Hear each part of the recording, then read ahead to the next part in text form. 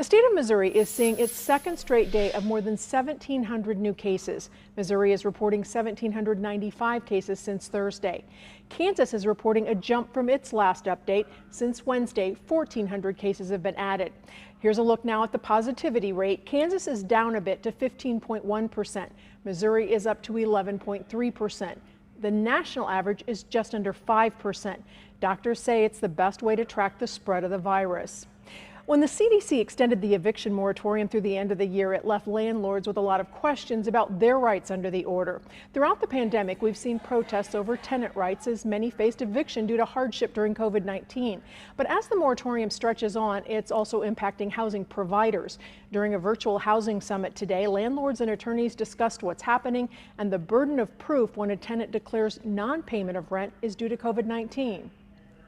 When you have a tenant who doesn't pay, I want you to print off a list of tenant resources. I want you to walk to their door. I want you to put it on their door. I want you to talk to them. I want you to try to become a social worker and get some money, help them get some money for you. They're sure making it hard to do what we do, especially those of us who are in those affordable rent ranges.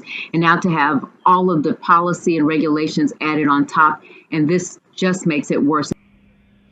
The moratorium on evictions is specifically linked to non-payment of rent during the pandemic. It does not put an end to all evictions.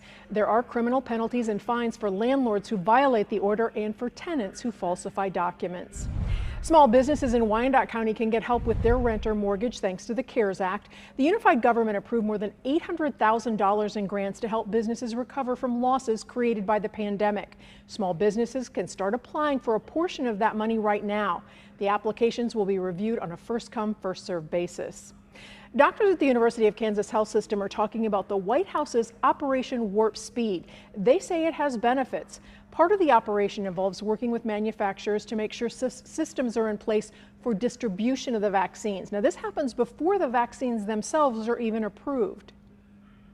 It's been great, actually, because what it's been able to do is get to trials drugs and develop the infrastructure and put funding in to make sure the research gets done and start building out the structures for distribution of the vaccine. That's the warp speed. The part that's really not a warp speed is making sure the vaccine works. Dr. Steit says making sure the vaccine is effective will require time. The process will involve administering the vaccine, following antibody levels, and monitoring the risk of infection. More pop-ups testing sites are opening in Kansas City, Missouri. The Urban Neighborhood Initiative is working with KU Medical Center and Heart to Heart International to provide free testing. There will be testing tomorrow at KCPD East Patrol. You can register on-site or online. In KCK, people without symptoms can get tested for the virus starting next week. There will be pop-up testing sites in a different location 5 days a week.